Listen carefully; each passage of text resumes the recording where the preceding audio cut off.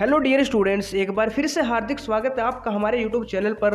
उम्मीद आप सब ठीक होंगे, स्वस्थ होंगे। दोस्तों, आज की वीडियो आपके लिए बहुत ही ज़्यादा इंपॉर्टेंट होने वाली है। अगर आप जवाहर नवोदय विद्यालय, सेंट्रल हिंदू स्कूल, सैनिक स्कूल या किसी भी अन्य स्कूल एंट्रेंस एग्जाम की तैयारी कर रहे हो जो क्लास 8 के लेवल पे होता है, आज की वीडियो में दोस्तों हम साइंस का एक इंपॉर्टेंट टॉपिक पौधों एवं जंतुओं का संरक्षण यानी conservation of plants and animals से रिलेटेड जितने भी मोस्ट इंपॉर्टेंट क्वेश्चन बन सकते हैं जो आपके एग्जाम में आ सकते हैं वो सभी दोस्तों करने वाले हैं। तो वीडियो दोस्तों बहुत ही इंपॉर्टेंट होने वाली है।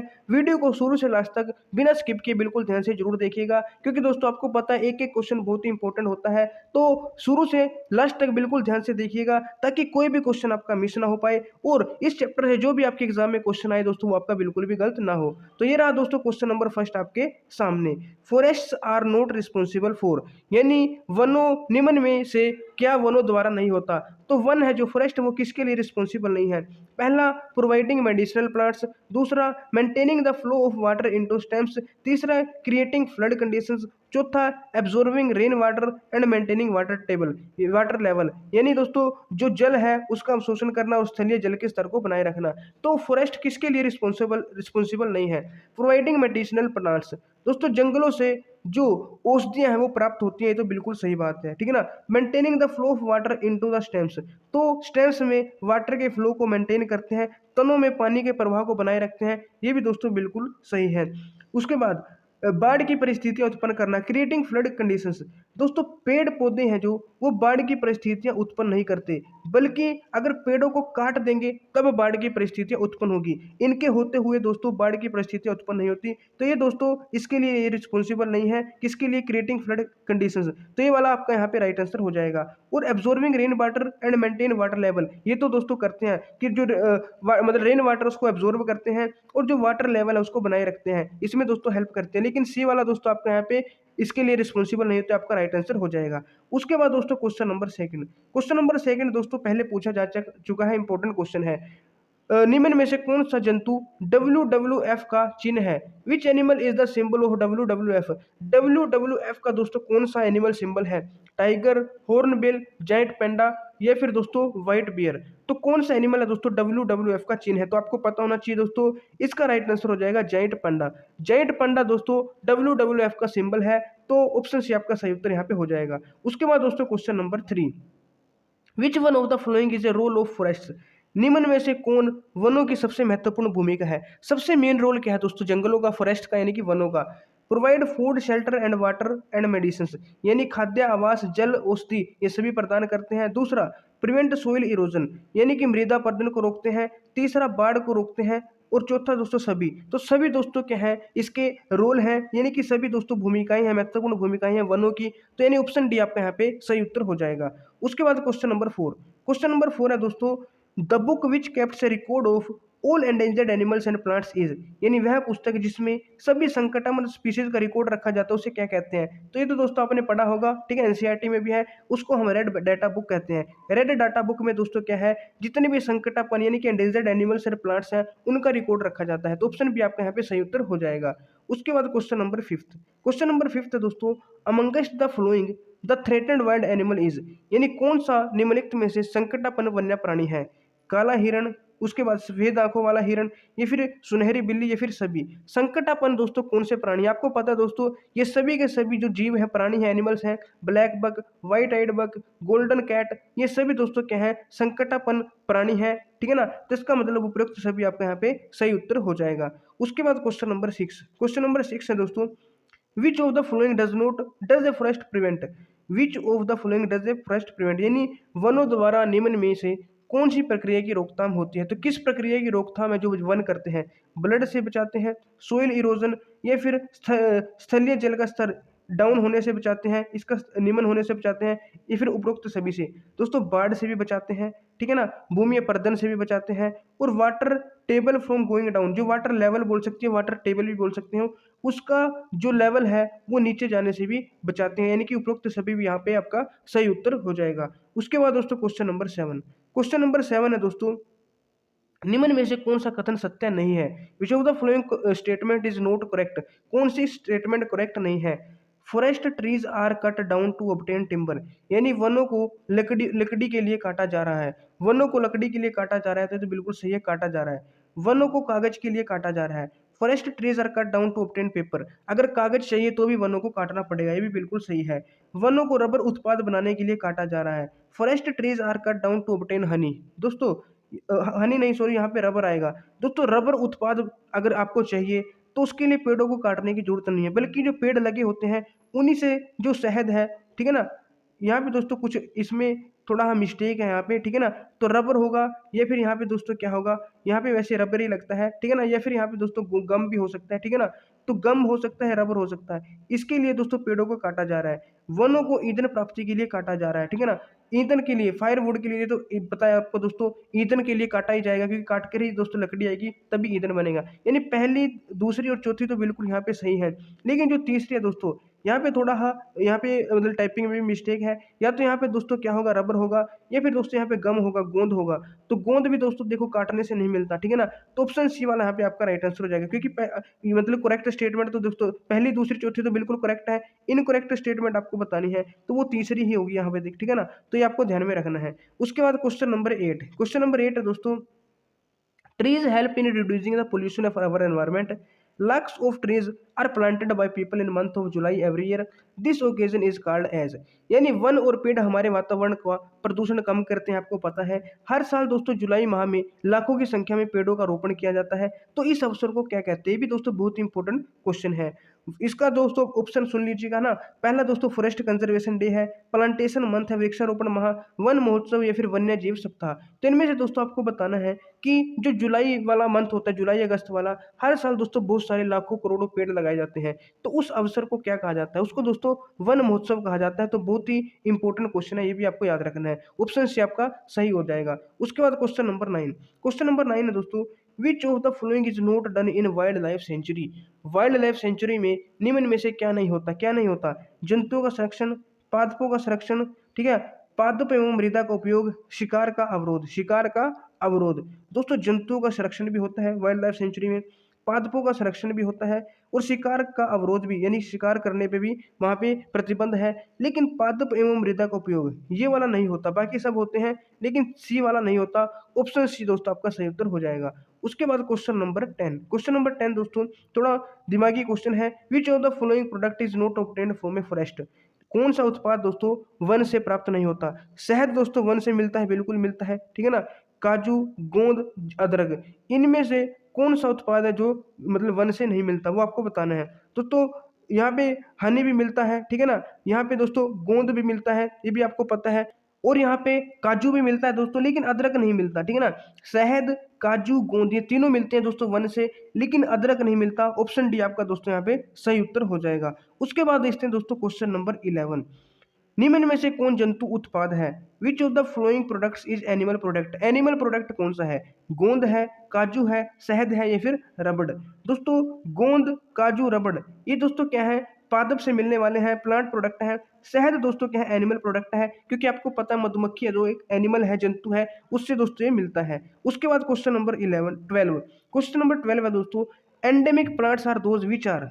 एंडेमिक पादप वे होते हैं जो कि डैश, पहला दोस्तों सर्व स्थानों पर पाए जाते हैं, दूसरा कुछ ही मतलब सीमित स्थानों तक पाए जाते हैं, आर्कटिक क्षेत्र में पाए जाते हैं, या फिर ग्रीगेरियस आवास वाले होते हैं। तो एंडेमिक कौन से होते हैं दोस्तों, एंडेमिक, एंडेमिक का मतलब दोस्तों जो स्पेशल किसी विशेष स्थानों पर पाए जाते हैं, यानी सिर्फ कुछ ही स्थानों तक सीमित होते हैं, उनको दोस्तों हम एंडेमिक बोलते हैं, यानी विशिष्ट स्पीसीज भी इनको बोला जाता है, विशिष्ट क्षेत्रीय प्रजातियां। तो ऑप्शन बी दोस्तों आपका यहाँ पे सही उत्तर हो जाएगा। उसके बाद क्वेश्चन नंबर 13, ये दोस्तों आपसे जेके में भी पूछा जा सकता है, दुधवा राष्ट्रीय उद्यान स्थित है। दुधवा नेशनल पार्क कहाँ पे है, गुजरात में, उड़ीसा में, या फिर उत्तर प्रदेश या फिर हिमाचल प्रदेश में। दुधवा, दुधवा दोस्तों कहाँ पे है, उत्तर प्रदेश में है, तो ये आपको याद रखना है, दुधवा राष्ट्रीय उद्यान कहाँ पे है, यूपी में। ऑप्शन से आपका सही उत्तर हो जाएगा। उसके बाद क्वेश्चन नंबर 14, क्वेश्चन नंबर 14 है, animals whose numbers are diminishing to a level that they might face extinction are known as।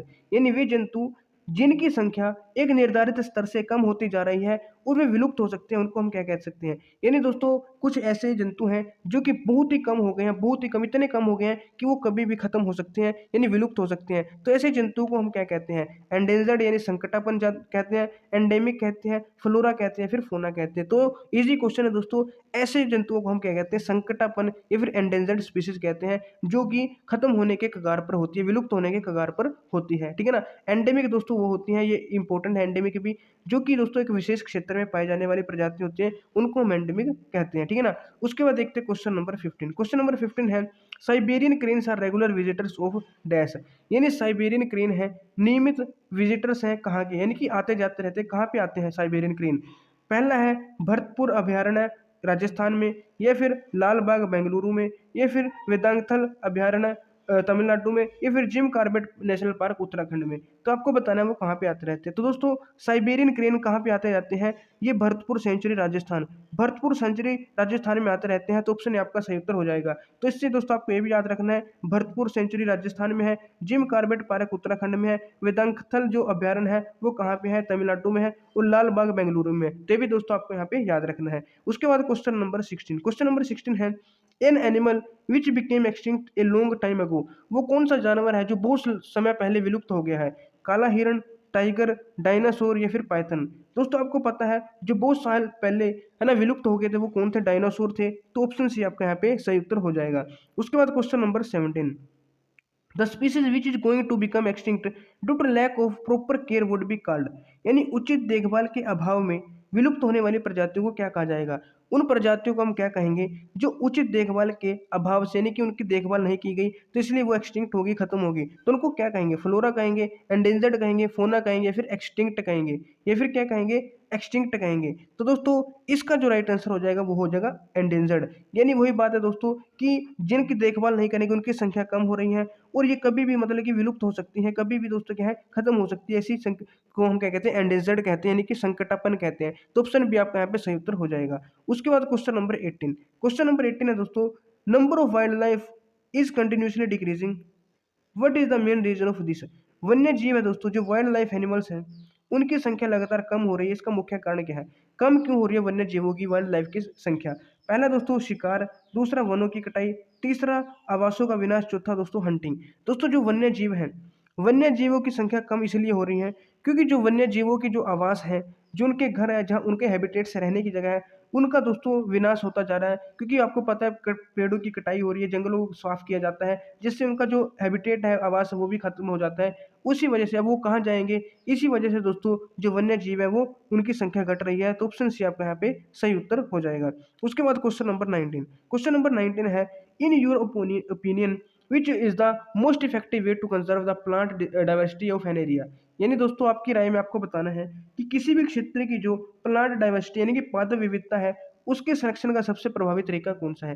पहला है बाय टिश्यू कल्चर मेथड, दूसरा है बाय क्रिएटिंग बायोस्फीयर रिजर्व, तीसरा है बाय क्रिएटिंग बोटनिकल गार्डन, और चौथा दोस्तों by developing a seed bank.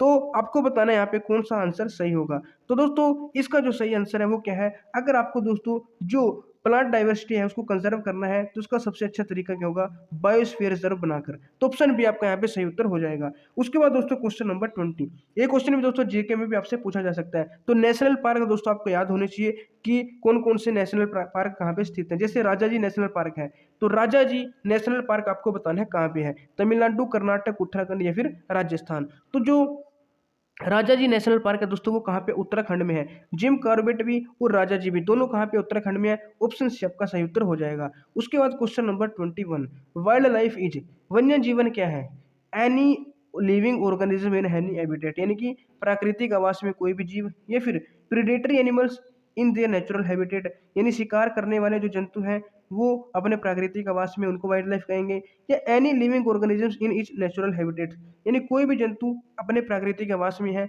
उसको वाइल्ड लाइफ कहेंगे, या फिर economically important animals and plants, यानी आर्थिक रूप से जो महत्वपूर्ण पादप जंतु है उनको वाइल्ड लाइफ कहेंगे। तो दोस्तों कोई भी जंतु हो वो अपने नेचुरल हैबिटेट में रहे, इसी को वाइल्ड लाइफ कहते हैं, ठीक है ना। वाइल्ड लाइफ का मतलब कि कोई भी एनिमल है अपने जो उसका नेचुरल हैबिटेट है, प्राकृतिक आवास है, उसमें रहे, उसी को दोस्तों क्या कहा जाता है, वाइल्ड लाइफ यानी वन्य जीवन कहा जाता है। तो ऑप्शन से आपका सही हो जाएगा। उसके बाद क्वेश्चन नंबर यहाँ पे 22, the place where animals receive protection is, जानवरों को संरक्षण प्रदान करने के जो स्थान होते हैं वो कौन सा है, उसको क्या कहेंगे? बोटनिकल गार्डन कहेंगे, संग्रहालय कहेंगे, या फिर जू कहेंगे, या फिर ए और सी दोनों। तो यहाँ पे आपसे पूछा गया है जानवरों को संरक्षण प्रदान करना, ठीक है ना, जो प्लेस है जहाँ पे एनिमल को प्रोटेक्शन मिलती है वो कौन सा यहाँ पे हो जाएगा? बोटनिकल गार्डन, या फिर म्यूजियम, या फिर जू, या फिर डी दोनों। दोस्तों जू है वहाँ पे दोस्तों उनको प्रोटेक्शन मिलती है, तो ऑप्शन सी आपका यहाँ पे सही उत्तर हो जाएगा। उसके बाद क्वेश्चन नंबर 23, क्वेश्चन नंबर 23 है दोस्तों, मानस सेंचुरी, मानस सेंचुरी कहाँ पे है ये आपको बताना है। राजस्थान, असम, बिहार, गुजरात। मानस, मानस सेंचुरी दोस्तों आपको बताना है कहाँ पे, ये दोस्तों कहाँ पे? असम में है, ऑप्शन बी आपका सही उत्तर हो जाएगा। उसके बाद क्वेश्चन नंबर 24, निम्नलिखित में से कौन सा भारत का पहला राष्ट्रीय उद्यान है? भारत का फर्स्ट नेशनल पार्क कौन सा है? Kanha national park, Periyar national park, Corbett national park, Bandipur national park. तो भारत का पहला राष्ट्रीय उद्यान आपको बताना है इनमें से कौन सा है। दोस्तों कॉर्बेट नेशनल पार्क उत्तराखंड में है जो, वो हमारा क्या है? भारत का पहला राष्ट्रीय उद्यान है, तो ऑप्शन सी आपका सही उत्तर हो जाएगा। उसके बाद question number 25, which among the following birds are migratory birds, कौन सा पक्षी दोस्तों उत्प्रवासी पक्षी है? तो अभी आपको बताया था कौन सा है? साइबेरियन क्रेन दोस्तों प्रवासी, जो कि कहाँ पे आता है? भरतपुर राजस्थान में आता है। तो ये दोस्तों क्या है? उत्प्रवासी यानी कि माइग्रेटरी बर्ड है, ऑप्शन आपका सही उत्तर हो जाएगा। उसके बाद question number 26, Ranthambore national park is situated in, Ranthambore राष्ट्रीय उद्यान है जो वो कहाँ पे स्थित है? तो रणथंभौर असम, झारखंड, उत्तराखंड, या फिर राजस्थान। रस रणथंभौर और रच राजस्थान। तो रणथंभौर दोस्तों कहाँ पे? राजस्थान में है, ऑप्शन डी आपका यहाँ पे सही उत्तर हो जाएगा। उसके बाद क्वेश्चन नंबर 27, क्वेश्चन नंबर 27 है, Indian rhinoceros are protected in, जो भारतीय राइनोसेरस है उसका संरक्षण कहाँ पे किया जाता है? गिर फॉरेस्ट में किया जाता है, काजीरंगा नेशनल पार्क में, बांदीपुर नेशनल पार्क में, फिर रणथंभौर नेशनल पार्क में। दोस्तों जो इंडियन राइनोसोर्स है उसका संरक्षण किया जाता है काजीरंगा नेशनल पार्क में, ठीक है ना, काजीरंगा राष्ट्रीय उद्यान में, ऑप्शन बी आपका सही उत्तर हो जाएगा। उसके बाद क्वेश्चन नंबर 28, वह प्रजाति जो धीरे धीरे हमारे जंगलों से लुप्त होती जा रही है, the species which is slowly disappearing from our forest, तो जंगलों से कौन सी प्रजाति लुप्त हो रही है? चीता, बंदर, कुत्ता, या फिर इनमें से कोई नहीं? तो इजी क्वेश्चन है दोस्तों, बंदर तो बहुत मिल जाएंगे, कुत्ते बहुत मिल जाएंगे, लेकिन जो टाइगर है दोस्तों वो धीरे धीरे क्या है? खत्म होते जा रहे हैं, ठीक है ना, तो ऑप्शन है आपका सही उत्तर हो जाएगा। और इनके लिए दोस्तों एक टाइगर प्रोजेक्ट भी मतलब चलाया गया है, लॉन्च किया गया है सरकार के द्वारा, ठीक है ना। अब यहाँ पे देखो, वनों को समाप्त करने पर प्राप्त भूमि का अन्य कार्यों में उपयोग करना क्या कहलाता है? The process of clearing forest use for use to use land for other purpose are called, यानी दोस्तों जो वन है उनको साफ कर दिया और जो वहाँ पे साफ करने से जो भूमि मिली उसको दूसरे कार्यों में प्रयोग कर लिया, तो वनों को साफ करना क्या कहलाता है? आपसे पूछना जाता है, रिफॉरेस्टेशन, डिफॉरेस्टेशन, या एफॉरेस्टेशन, यानी पुनर्वनरोपण, वन उन्मूलन, या फिर वन रोपण। तो दोस्तों वनों को काटना उसको तो क्या कहेंगे? डिफॉरेस्टेशन कहेंगे, यानी कि वन उन्मूलन कहेंगे, ठीक है।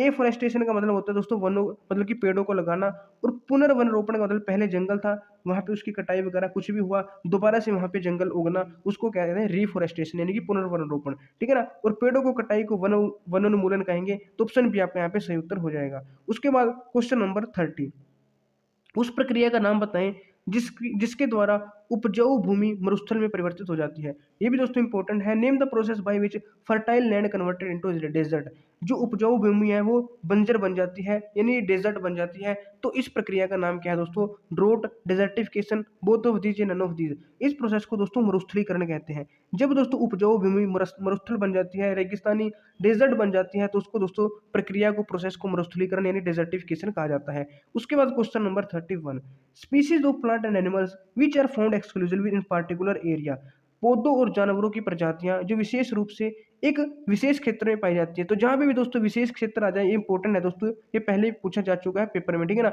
सीएचएस में भी और दोस्तों जेएनवी में भी। जो स्पेस मतलब स्पेसिफिक या फिर विशिष्ट क्षेत्र में स्पेशल जो जगह पे पाई जाने वाली स्पीसीज होती हैं उनको दोस्तों क्या कहते हैं? एंडेमिक स्पीसीज कहते हैं, या फिर हिंदी में दोस्तों इनको विशेष क्षेत्रीय स्पीसीज भी कहा जाता है। और दोस्तों अगर बात करेगा कि एक विशेष क्षेत्र में पाए जाने वाले पौधों की बात करेगा तो फ्लोरा हो जाएगा, और प्राणी एक विशेष क्षेत्र में पाए जाने प्राणियों की बात करेगा तो फौना हो जाएगा, और दोनों की बात करेगा कि विशेष क्षेत्र में पाई जाने वाली स्पीसीज, ना तो प्लांट कहेगा ना ही एनिमल, सिंपल स्पीसीज कहेगा तो एंडेमिक स्पीसीज हो जाएगा। लेकिन अगर प्लांट्स बोला तो फिर वो फ्लोरा हो जाएगा, और एनिमल बोला तो वो फौना हो जाएगी, भी आपको ध्यान में रखना है। उसके बाद क्वेश्चन नंबर 32, क्वेश्चन नंबर 32 है दोस्तों, ऐसे जानवर जिनकी संख्या एक वही है दोस्तों, एक लेवल से कम हो गई है, ठीक है, वो कभी भी खत्म हो सकते हैं, तो उनको हम क्या कहते हैं, एंडेंजर्ड स्पीशीज कहते हैं, लुप्त प्राय जानवर, या फिर संकटापन्न जानवर भी इसको बोल सकते हैं, जंतु बोल सकते हैं, फिर एंडेंजर्ड एनिमल उसको कहते हैं। तो ऑप्शन सी आपका सही उत्तर हो जाएगा। उसके बाद क्वेश्चन नंबर 33, साल एंड वाइल्ड मैंगो, जंगली आम और साल, ये कहा किस चीज के उदाहरण है, फ्लोरा के, फोना के, या फिर एंडेंजर्ड एनिमल्स के। दोस्तों साल और वाइल्ड मैंगो ये दोस्तों क्या है, पेड़ है। तो देखो, और पेड़ भी दोस्तों एक स्पेशल जगह के हैं, ठीक है ना, तो ये किसके हो जाएंगे यहाँ पे एग्जाम्पल, फ्लोरा के एग्जाम्पल हो जाएंगे, किसके दोस्तों, फ्लोरा के, ठीक है ना। तो आपको याद रखना है साल और जंगली आम क्या है, फ्लोरा के एग्जाम्पल हो जाएंगे। उसके बाद दोस्तों क्वेश्चन नंबर 34, क्वेश्चन नंबर 34 है, चीतल और जंगली कुत्ता डैश के उदाहरण है, chital and wild dog are example हो। तो आपको बताना है दोस्तों, जो चीतल है और वाइल्ड डॉग है वो किसके एग्जाम्पल है, फ्लोरा, फोना, एंडेंजर्ड एनिमल, या फिर एंडेमिक स्पीसीज, यानी फ्लोरा के एग्जाम्पल है, ये फिर फोना के हैं, ठीक है ना, ये फिर दोस्तों आपको बताना है संकटापन्न जंतु यानी कि एंडेंजर्ड एनिमल्स के हैं, ये फिर एंडेमिक स्पीसीज के हैं। तो दोस्तों ये भी आपको पता होना चाहिए। सबसे पहली बात यहाँ पे देखो, चीतल और जंगली कुत्ता तो एनिमल है, तो फ्लोरा तो बिल्कुल भी नहीं हो सकती। और दोस्तों ये क्या है, एक स्पेशल मतलब एक जगह के पचमढ़ी जो जैव मंडल आरक्षित क्षेत्र है वहाँ के हैं, ठीक है ना, तो एक स्पेशल जगह के, इसलिए इनको क्या बोलेंगे, फोना बोलेंगे, प्राणी जात बोलेंगे। इसी प्रकार दोस्तों जो पीछे हमने पढ़ा साल और मैंगो, वो भी दोस्तों क्या है, पचमढ़ी जैव के क्या है, वहाँ के मतलब कि फोना है, और फोना मतलब फ्लोरा थे, और चीतल और जंगली कुत्ता क्या है, फोना है, ठीक है ना। तो ये भी आपको ध्यान में रखना है। इसके अलावा जो शागोन है, ठीक है ना, जो हमारा शागोन और सिल्वर फर्न है, तो ये भी आपको याद रखना है, शागोन और सिल्वर फर्न, टीक और सिल्वर है, ये दोस्तों क्या है, ये हमारे पेड़ हैं, ये हमारे दोस्तों क्या हो जाएंगे, फ्लोरा हो जाएंगे। शागोन और सिल्वर फर्न दोस्तों क्या हो जाएंगे, ये फ्लोरा हो जाएंगे। तो ऑप्शन आपका यहाँ पे सही उत्तर हो जाएगा, तो आपको ध्यान में रखना, ठीक है ना। और यहाँ पे देखो दोस्तों, जो टीक और ये हमारा सिल्वर फर्न है, ये तो हमारे फोना थे, फ्लोरा थे। चीतल और जंगली कुत्ता ये हमारे क्या थे, ये हमारे दोस्तों फोना थे, ठीक है ना। फ्लोरा तो आप याद रख सकते हो, फ्लोरा यानी कि फ्लावर से याद रख सकते हो, फ्लावर क्या फूल है, तो फ्लोरा बोलेंगे दोस्तों जो प्लांट्स होते हैं एक स्पेसिफिक जगह के, ठीक है ना। फोना, अब फ्लावर वाले तो दोस्तों क्या हो गए, फ्लोरा हो गए, लेकिन फोना हो जाएंगे दोस्तों एनिमल, ठीक है ना। तो ये भी आपको याद रखना है। और ये आपको पता चल गया, जो शाल है और जंगली आम है, शाल और जंगली आम ये दोस्तों ये फोना नहीं होंगे, फ्लोरा नहीं होंगे, शाल और जंगली आम ये एंडेमिक स्पीशीज होंगी, ठीक है ना। जो शाल और जंगली आम है इनको हम एंडेमिक स्पीशीज बोलेंगे, इनको फ्लोरा नहीं बोलेंगे, ठीक है ना। तो ये भी आपको ध्यान में रखना थोड़ा। उसके बाद क्वेश्चन नंबर 36 देखते हैं, geographical space which is managed by government to conserve nature culture preserve ecosystem are called, भौगोलिक स्थान जो प्रकृति संस्कृति पारिस्थितिकी तंत्र को संरक्षित करने के लिए सरकार द्वारा प्रबंधित किया जाता है उसको क्या बोलेंगे, प्रोजेक्टेड एरिया बोलेंगे, वाइल्ड लाइफ सेंचुरी बोलेंगे, नेशनल पार्क बोलेंगे, फिर एंडेमिक स्पीशीज बोलेंगे। दोस्तों सरकार के द्वारा जो भी एक मतलब भौगोलिक स्थान होता है, प्रकृति होगी, संस्कृति, पारिस्थितिकी तंत्र, इनको सुरक्षित करने के लिए उसको क्या कहते हैं, उसको दोस्तों प्रोजेक्टेड एरिया कहते हैं। उसको क्या कहा जाता है, प्रोजेक्टेड एरिया कहा जाता है। तो ऑप्शन ए आपका सही उत्तर यहाँ पे हो जाएगा। उसके बाद क्वेश्चन नंबर 37, क्वेश्चन नंबर 37 है, वन्य जीवों के लिए आरक्षित उन क्षेत्रों के नाम बताइए जहां वे आवासों और प्राकृतिक संसाधनों का मुक्त रूप से उपयोग करते हैं।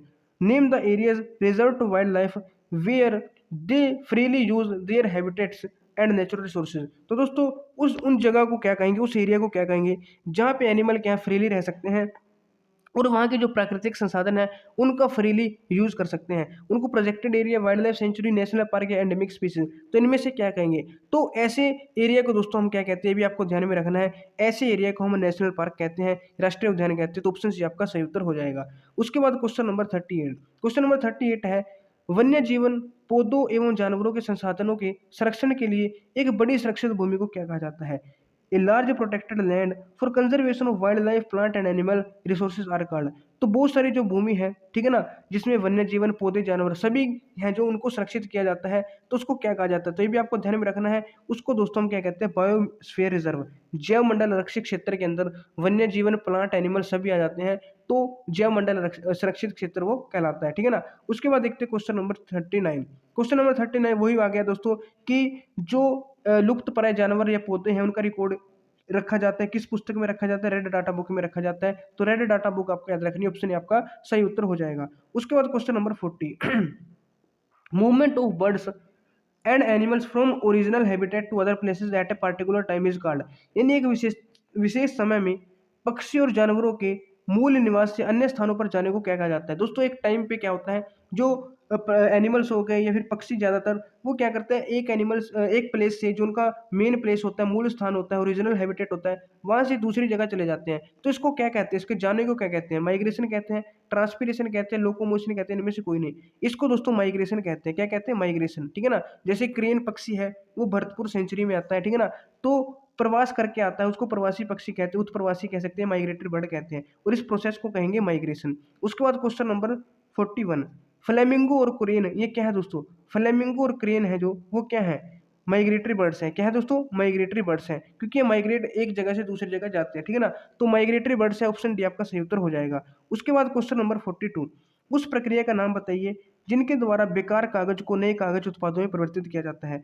Name the process by which Wester paper is converted into new paper product. अच्छा, जो दोस्तों पुराना अखबार है, कागज है, ठीक है ना, उसको दोबारा से क्या करना, मतलब कि बनाना, उसका नया प्रोडक्ट बनाना, उसको क्या कहेंगे? तो उसको दोस्तों रिसाइकलिंग कहते हैं। क्या कहते हैं? रिसाइकलिंग। अब रिसाइकलिंग को पेपर कहेंगे, वेस्ट कहेंगे, गार्बेज कहेंगे, इनमें से कोई नहीं। तो दोस्तों जो बेकार का मतलब कोई भी कागज होता है, ठीक है ना, कूड़ा करकट, उसका जब दोस्तों मतलब कि दोबारा से उसको बनाया जाता है तो इस प्रोसेस को रिसाइकलिंग कहा जाता है। क्या कहा जाता है? रिसाइकलिंग। अब पेपर की बात है तो रिसाइकलिंग ऑफ पेपर हो जाएगी। क्या हो जाएगी? रिसाइकलिंग ऑफ पेपर, कागज का पुनः चक्रण। उसके बाद question number 43, process of restoring forest by planting new trees is called.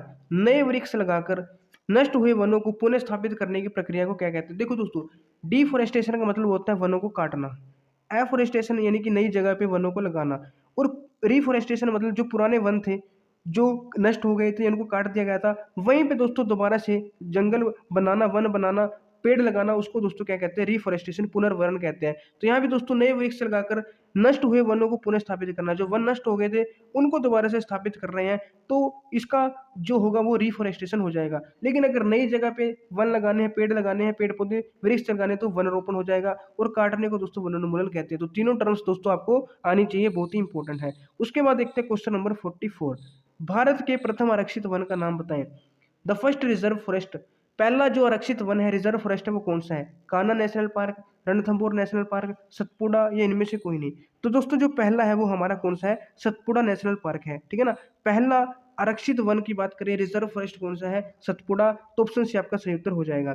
उसके बाद question number 45, an dash is made of all the plants animals and micro organisms in an area along with non living components, यानी निर्जीव घटकों के साथ एक क्षेत्र में सभी पौधों, जानवरों और सूक्ष्म जीवों से जो बनता है, उस पूरे को हम क्या कहते हैं? पारिस्थितिकी तंत्र कहते हैं। पारिस्थितिकी, इको फ्रेंडली, इनमें से कुछ नहीं। तो दोस्तों इसको कहा जाता है पारिस्थितिकी तंत्र, पारिस्थितिकी तंत्र यानी इकोसिस्टम। जितने भी दोस्तों living, non living, plant, animals, micro, सब है, उनको मिला के क्या बनता है? इकोसिस्टम बनता है। तो उसको पारिस्थितिकी तंत्र या फिर इकोसिस्टम कहते हैं। ऑप्शन आपका राइट आंसर हो जाएगा। उसके बाद क्वेश्चन नंबर 46, रणथंभौर अभी बताया था, र से रणथंभौर, र से राजस्थान, तो रणथंभौर कहाँ पे है दोस्तों? राजस्थान में। उसके बाद question number 47, Kanha national park, Kanha राष्ट्रीय उद्यान कहाँ पे है? एमपी में, गुजरात, राजस्थान या असम? कान्हा राष्ट्रीय उद्यान, कान्हा जो नेशनल पार्क है दोस्तों, वो कहाँ पे है? मध्य प्रदेश, एमपी में है। तो ऑप्शन ए आपका यहाँ पे सही उत्तर हो जाएगा। उसके बाद question number 48, question number 48, Chilka bird sanctuary, Chilka पक्षी अभयारण्य। दोस्तों चिल्का से रिलेटेड अगर आपके पास क्वेश्चन आए, मैं आपको बताता हूँ, एक चिल्का झील भी है, ठीक है ना? तो चिल्का है दोस्तों, वो जगह का नाम भी है, ठीक है ना? तो चिल्का दोस्तों उड़ीसा में है। कहाँ पे? उड़ीसा में। तो चिल्का झील पूछे तो भी उड़ीसा में, चिल्का खुद का जो बर्ड सेंचुरी पूछे तो वो भी चिल्का में। मतलब चिल्का कहाँ पे? उड़ीसा में। तो चिल्का जगह का नाम भी है जो कि उड़ीसा में है। तो चिल्का से रिलेटेड कोई क्वेश्चन आ जाए तो आपको उड़ीसा याद रखना है। चिल्का झील या चिल्का बर्ड सेंचुरी पक्षी अभ्यारण्य आए तो वो भी कहाँ पे हो जाएगा? उड़ीसा में। तो ऑप्शन डी आपका सही उत्तर यहाँ पे हो जाएगा। उसके बाद क्वेश्चन नंबर 49, क्वेश्चन नंबर 49 है, जंतु और पौधे जिनकी संख्या उस तरह से कम हो रही है जिससे वे विलुप्त होने का सामना कर सकते हैं। तो वही क्वेश्चन है दोस्तों, animals and plants whose number are diminishing to a level that they might face extinction. अगर एक लेवल है दोस्तों, उससे नीचे किन्हीं भी जंतु हो चाहे पौधे हो, उनकी संख्या कम होगी तो उनको दोस्तों हम क्या कहेंगे? आपको अभी बताया था, एंडेंजर्ड स्पीसीज कहेंगे, यानी कि संकटापन्न प्रजातियां कहेंगे। तो ऑप्शन भी आपका सही उत्तर हो जाएगा। तो ये दोस्तों इंपॉर्टेंट क्वेश्चन है ये, ठीक है, पहले आ चुके हैं। उसके बाद किसी विशेष क्षेत्र में पाए जाने वाले जंतु क्या कहलाते हैं? Animals found in particular area. तो अभी बताया था, एक पार्टिकुलर एरिया में जो जंतु होते हैं उनको दोस्तों हम क्या कहते हैं? एंडेमिक स्पीसीज कहते हैं। यहाँ पे दोस्तों फ्लोरा, फोना और किंगडम, यहाँ पे एंडेमिक स्पीसीज आएगा, कला स्पीसीज लिखा है, यानी कि एंडेमिक स्पीसीज का मतलब दोस्तों विशेष क्षेत्रीय प्रजातियां उनको बोलते हैं। तो ऑप्शन सी आपका सही उत्तर हो जाएगा। उसके बाद question number 51, species is found exclusively in specific habitat, यानी स्पीसीज एकमात्र रूप से विशिष्टीकृत प्रवास में पाई जाती है, वही दोस्तों एक स्पेशल हैबिटेट में पाई जाती है, उसको हम क्या कहते हैं? एंडेमिक स्पीसीज कहते हैं, यानी कि स्थानिक भी उनको बोल सकते हैं, स्थानिक भी उनको बोल सकते हैं, स्थानिक प्रजातियां, ये विशेष क्षेत्रीय प्रजातियां, ये फिर इनको एंडेमिक स्पीसीज बोल सकते हैं। उसके बाद क्वेश्चन नंबर 52, बड़े भूखंडों को खेती करने के लिए साफ करने का पर्यावरण पर क्या प्रभाव पड़ता है? The environmental impact of clearing large patches of forest for cultivation of crop is called, यानी दोस्तों आपको पता है बड़े भूखंड को साफ करना उसको कहते हैं डिफोरेस्टेशन। तो इनडायरेक्टली आपसे पूछा है कि डिफोरेस्टेशन का क्या प्रभाव पड़ता है? सोइल पोल्यूशन होता है, सोइल फर्टिलिटी, सोइल इरोजन या फिर सोइल कन्वर्जन। दोस्तों अगर हम पेड़ों को काटेंगे, ठीक है ना, उसको कहते हैं डिफोरेस्टेशन। और पेड़ों के काटने से क्या होता है दोस्तों, आपको पता होना चाहिए, सोइल इरोजन, मृदा अपरदन, क्योंकि मिट्टी है जो उस अगर पेड़ होंगे दोस्तों तो वो उनकी पेड़ों की जड़ें हैं जो वो मिट्टी को पकड़ के रखती हैं, लेकिन अगर पेड़ों को काट देंगे तो दोस्तों मिट्टी को पकड़ने के लिए पेड़ नहीं बचेंगे, तो इससे क्या होगा? सोइल इरोजन होगा, मृदा अपरदन होगा। तो ऑप्शन सी आपका सही उत्तर हो जाएगा और बहुत ही इंपॉर्टेंट है, ये याद भी रखना है, ठीक है ना। उसके बाद question number 53, dash is meet for conservation of biodiversity in their natural habitat. ध्यान से देखना दोस्तों, अपने प्राकृतिक पर्यावास में जैव विविधता के संरक्षण के लिए क्या होते हैं? वन्य जीव अभयारण्य, प्राणी उद्यान, बोटनिकल गार्डन या फिर डैम्स। तो जब भी दोस्तों अपने प्राकृतिक पर्यावास में जो उनका प्राकृतिक प्रवास होता है, चाहे वो एनिमल हो, ठीक है ना, चाहे वो प्लांट हो, तो उनमें उनके मतलब जो नेचुरल हैबिटेट है उसी में अगर उनका संरक्षण किया जाए तो उसके लिए क्या बनाया जाता है, ये आपको पता होना चाहिए दोस्तों। वो होता है वाइल्ड लाइफ सेंचुरी, वन्य जीव अभयारण्य, ठीक है ना। तो ये भी आपको ध्यान में रखना है। उसके बाद क्वेश्चन नंबर 54, क्वेश्चन नंबर 54 है, वनोन्मूलन का प्राकृतिक कारण क्या है? Natural reason for deforestation. वनोन्मूलन यानी पेड़ काटने का, पेड़ों का नष्ट होने का एक प्राकृतिक कारण क्या है? कैसे दोस्तों पेड़ अपने आप नष्ट हो सकते हैं? तो पहला दोस्तों फॉरेस्ट फायर, जंगल आग से, है ना। ड्रोट, सीवर ड्रोट यानी भीषण सूखे से। चौथा दोस्तों बिल्डिंग, हाउस एंड फैक्ट्रीज या फिर बोथ एंड भी दोनों। देखो दोस्तों घर कारखाने तो मनुष्य बनाते हैं, तो प्राकृतिक कारण नहीं हुआ, लेकिन अगर दोस्तों सूखा पड़ गया या फिर दोस्तों जंगल में आग लग गई, उसके कारण दोस्तों फॉरेस्टों का यानी जंगलों का नुकसान हो सकता है, ठीक है ना, वनोन्मूलन हो सकता है। तो ए और बी दोनों यानी कि ऑप्शन डी वाला आपका यहाँ पे सही उत्तर हो जाएगा, ठीक है ना। उसके बाद देखते हैं क्वेश्चन नंबर 55, डैश भूमि जल स्तर के निम्नीकरण का कारण है? The reason for lowering the ground water level, जो ग्राउंड वाटर लेवल है वो लोअर हो रहा है, उसका एक कारण क्या है? वृक्षारोपण है, वनोन्मूलन है, दावा नल है, या फिर घर कारखानों का निर्माण। तो दोस्तों डिफोरेस्टेशन के कारण ये सभी चीजें होती हैं, तो वनोन्मूलन, डिफोरेस्टेशन, ऑप्शन भी आपका सही उत्तर हो जाएगा। उसके बाद देखते हैं question number 56, the gas responsible for global warming, विश्व उष्णन के लिए उत्तरदायी गैस, विश्व उष्णन के लिए, ग्लोबल वार्मिंग के लिए कौन सी गैस उत्तरदायी है? ऑक्सीजन, कार्बन डाइऑक्साइड, नाइट्रोजन या फिर हाइड्रोजन। तो दोस्तों बहुत ही इंपॉर्टेंट क्वेश्चन है ये भी, ग्लोबल वार्मिंग के लिए कौन सी गैस उत्तरदायी है? कार्बन डाइऑक्साइड, CO2 आपका सही उत्तर हो जाएगा। उसके बाद देखते हैं question number 57, it is helpful in preventing soil erosion, मृदा अपरदन को रोकने में क्या सहायक है? मृदा अपरदन को रोकने में क्या सहायक है? वाइल्ड एनिमल, पेड़, ये फिर कल खार फैक्ट्रीज, ये फिर दोस्तों डिफोरेस्टेशन। डिफोरेस्टेशन से तो दोस्तों मृदा अपरदन होता है, तो इसका कारण है, लेकिन मृदा अपरदन को कौन रोकते हैं? पेड़ रोकते हैं। अभी आपको बताया था पेड़ की जड़ें हैं जो मिट्टी को पकड़ के रखती हैं और मृदा अपरदन को रोकती हैं दोस्तों, तो पेड़ रोकते हैं, ऑप्शन बी आपका सही उत्तर हो जाएगा। तो ऐसे दोस्तों बहुत ही सिंपल क्वेश्चन पूछा जा सकता है जिसमें दोस्तों आपको कंफ्यूज भी कर सकते हैं, ठीक है ना। तो पेड़ दोस्तों आपका यहाँ पे सही उत्तर हो जाएगा। उसके बाद question number 58, protected and safe area for wild life, वन्य जीवन के लिए संरक्षित व सुरक्षित क्षेत्र क्या कहलाता है? National park, biosphere reserve, wild animal या फिर वाइल्ड लाइफ सेंचुरी, या फिर इनमें या फिर सभी। यानी कि वन्य जीवन के लिए जो सुरक्षित और सुरक्षित क्षेत्र है, जो कोई भी वाइल्ड लाइफ है उसको सेव करने के लिए, प्रोटेक्ट करने के लिए जो एरिया होता है उसको क्या कहते हैं? National park, biosphere reserve, wild life sanctuary या फिर उपरोक्त सभी। तो दोस्तों ये सभी के सभी क्या है? वाइल्ड लाइफ को प्रोटेक्ट करने के लिए बनाए जाते हैं, तो उपरोक्त सभी आपका सही उत्तर हो जाएगा। उसके बाद क्वेश्चन नंबर 59, पचमढ़ी जैव रक्षित क्षेत्र का भाग नहीं है, which is not a part of Pachmarhi bio reserve area. यहाँ पे चार ऑप्शन है, इनमें से कौन सा पचमढ़ी जैव आरक्षित क्षेत्र का भाग नहीं है? Satpura national park, Pipariya sanctuary, है ना, बोरी अभ्यारण्य या फिर पचमढ़ी अभ्यारण्य। दोस्तों पचमढ़ी का है तो पचमढ़ी तो देखो होगा ही, सतपुड़ा राष्ट्रीय उद्यान भी है, ठीक है ना, और बोरी सेंचुरी भी इसका दोस्तों भाग है। लेकिन जो पिपरिया अभ्यारण्य है दोस्तों, ये पचमढ़ी जैव आरक्षित क्षेत्र का भाग नहीं है, तो ऑप्शन बी आपका सही उत्तर हो जाएगा। उसके बाद क्वेश्चन नंबर 16, सागौन का दूसरा नाम क्या है? सागौन का दोस्तों दूसरा नाम टीक है, तो डायरेक्ट इसका आंसर हो जाएगा ऑप्शन ए, टीक भी कहते हैं और सागौन भी इसको कहते हैं। उसके बाद क्वेश्चन नंबर 61, पचमढ़ी जैव आरक्षित क्षेत्र का प्राणी जात नहीं है, विच इज नॉट ए फोना ऑफ पचमढ़ी बायोस्फीयर रिजर्व। तो यहाँ पे दोस्तों नीलगाय है, चिंकारा है, भालू है, चीतल है, इनमें से कौन सा पचमढ़ी जैव क्षेत्र का फोना नहीं है, यानी कि प्राणी जात नहीं है? नीलगाय भी है दोस्तों, चिंकारा भी है, चीतल भी है, लेकिन जो भालू है दोस्तों वो पचमढ़ी जैव आरक्षित क्षेत्र का मतलब कि फोना नहीं है, यानी कि वहाँ का एक विशेष प्राणी नहीं है, तो ऑप्शन सी आपका यहाँ पे सही उत्तर हो जाएगा। उसके बाद क्वेश्चन नंबर 62, यही दोस्तों आपसे फ्लोरा में भी पूछा जा सकता है कि पचमढ़ी जैव आरक्षित क्षेत्र का वनस्पति जात है, अच्छा यहाँ पे है पूछ लिया, ठीक है ना, विच of the following is flora of Pachmarhi जैव, यहाँ पे नोट नहीं आएगा, है। तो पचमढ़ी बायोस्फीयर रिजर्व का फ्लोरा कौन कौन से वनस्पति जात कौन सी है? साल, टीक, सिल्वर फन, तीनों है, उपरोक्त सभी आपका सही उत्तर हो जाएगा। ये तीनों दोस्तों क्या है? पचमढ़ी जैव आरक्षित क्षेत्र के वनस्पति जात है। उसके बाद क्वेश्चन नंबर 63, पचमढ़ी जैव आरक्षित क्षेत्र की विशेष विशेष स्पीसीज कौन सी है? जो पचमढ़ी जैव आरक्षित क्षेत्र है वहाँ की विशेष स्पीसीज, अब स्पीसीज पूछी है, तो अभी दोस्तों आपको बताया था अर्जुन, जंगली आम, सागौन या फिर सिल्वर फर्न। विशेष स्पीसीज फ्लोरा में दोस्तों अलग है और दोस्तों फोना अलग है और एंडेमिक स्पीसीज अलग है। अब की बार दोस्तों पचमढ़ी की एंडेमिक स्पीसीज पूछी है, तो एंडेमिक स्पीसीज कौन सी है दोस्तों? जंगली आम है, अभी आपको बताया था, जंगली आम है दोस्तों, वो एंडेमिक स्पीसीज है, ठीक है ना। और अभी दोस्तों ये हमने बात की साल, सागौन, सिल्वर, ये दोस्तों फ्लोरा है, और दोस्तों जो नीलगाय, चिंकारा, चीतल, ये दोस्तों फोना है, ये आपको ध्यान में रखना है, इससे क्वेश्चन आ सकता है। उसके बाद कौन सा वन्य जंतु संकटापन्न है? कौन सा एनिमल एंडेंजर्ड है, यानी कि जिसकी संख्या बहुत ही ज़्यादा कम हो गई है और वो जल्दी से खत्म हो सकते हैं? ब्लैक बक, गोल्डन कैट, हाथी या फिर उपरोक्त सभी? ब्लैक बक, गोल्डन कैट, हाथी, तीनों की संख्या बहुत ही कम हो चुकी है दोस्तों, ये सभी क्या है? एंडेंजर्ड एनिमल की कैटेगरी में आते हैं, तो उपरोक्त सभी आपका सही उत्तर हो जाएगा। उसके बाद क्वेश्चन नंबर 65, भारत का प्रथम आरक्षित वन, भारत का पहला रिजर्व फॉरेस्ट कौन सा है? नीलगिरी, नंदा देवी, सतपुड़ा, मेघालय। तो अभी दोस्तों आपसे पूछा था, अभी बताया था थोड़ी देर पहले, सतपुड़ा दोस्तों क्या है? भारत का पहला आरक्षित वन है, यानी फर्स्ट रिजर्व फॉरेस्ट है। उसके बाद क्वेश्चन नंबर 66, सतपुड़ा राष्ट्रीय उद्यान में किस जंतु की संख्या में वृद्धि हो रही है?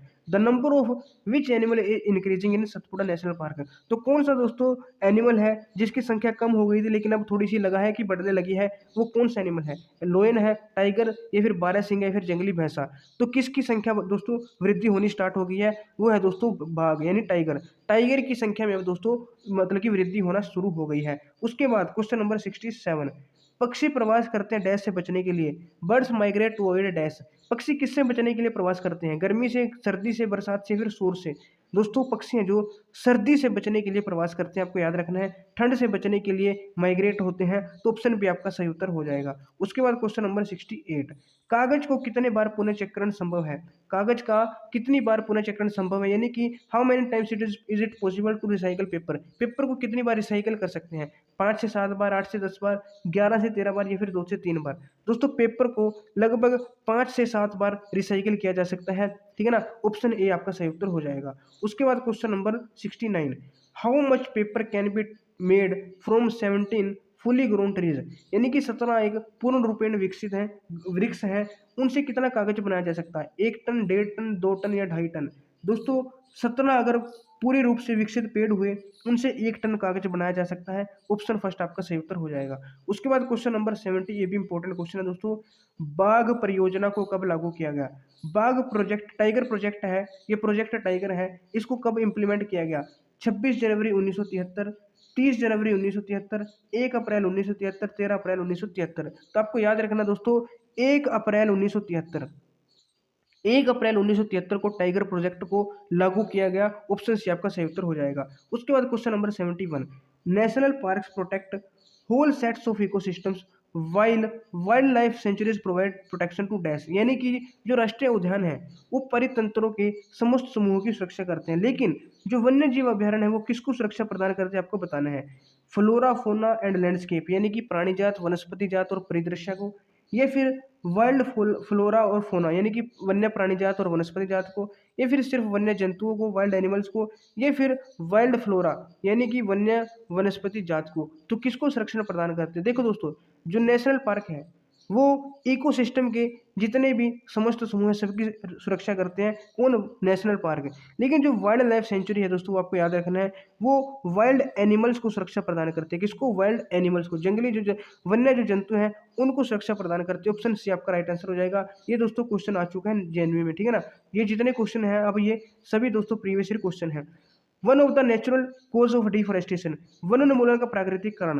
तो वन उन्मूलन का प्राकृतिक कारण क्या है? Heavy rainfall, severe drought, earthquake या फिर लैंडस्लाइड। तो अभी आपको बताया था दोस्तों दो प्राकृतिक कारण है, एक तो जो फॉरेस्ट फायर है, एक सीवर ड्रॉट, ठीक है ना।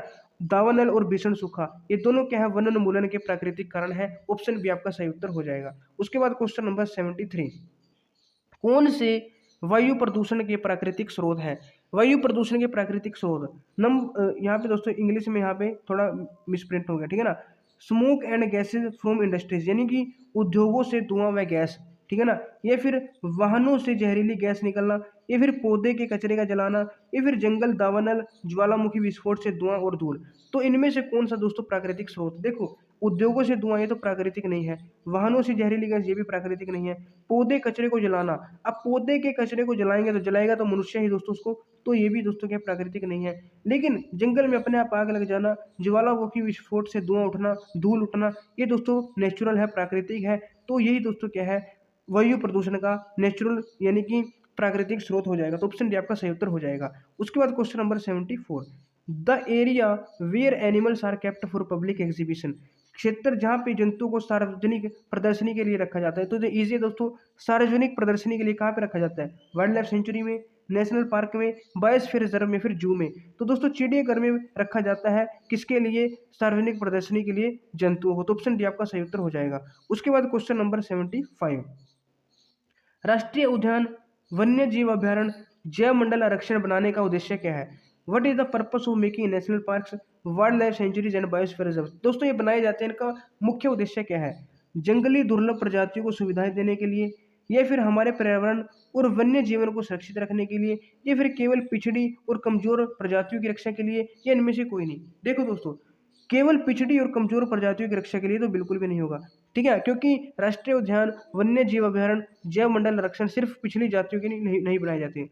जंगली दुर्लभ प्रजातियों को सुविधाएं देने के लिए, या फिर जो हमारा पर्यावरण है और वन्य जीवन है उसको सुरक्षित करने के लिए। तो अगर आप यहाँ पे देखोगे दोस्तों, जो भी पर्यावरण है, ठीक है, वन्य जीवन है उसको सुरक्षित करने के लिए जो वन्य जीव अभ्यारण्य हो गए, राष्ट्रीय उद्यान है, जैव मंडल आरक्षित क्षेत्र है, ये सभी बनाए जाते हैं। ऑप्शन भी आपका सही उत्तर हो जाएगा। तो दोस्तों ये हमारा आज का लास्ट क्वेश्चन था, ठीक है ना। तो 75 क्वेश्चन हमने किए हैं। आपको कमेंट में बताना है 75 में से कितने क्वेश्चन आपको पहले आते थे, यानी कितना आपका स्कोर है। और वीडियो हेल्पफुल लगी तो लाइक शेयर जरूर करना, ठीक है। मिलते हैं आपको एक और नई वीडियो में, तब तक के लिए हमारे साथ जुड़ रहिएगा। जय हिंद, जय भारत।